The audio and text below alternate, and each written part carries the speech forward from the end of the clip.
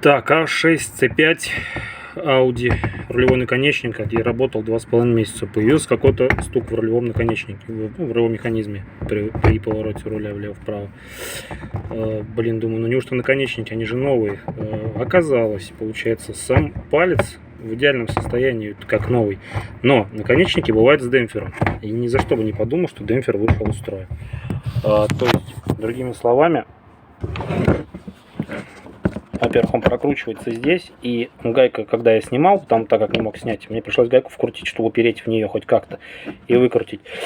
И получается, что, ну, скрутить ее теперь не пытался даже обратно. В общем, вот этот, получается, резьба относительно самого наконечника, ну, гуляла вот так вот, продольно, в одной оси точнее, получается, ну да, вдоль, на толщину вот этой гайки. То есть, вот я даже можно так, если посмотреть, во-первых, так люфтит, вот.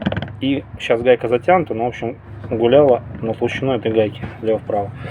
Так что, ну его нахрен, эти демпферные наконечники.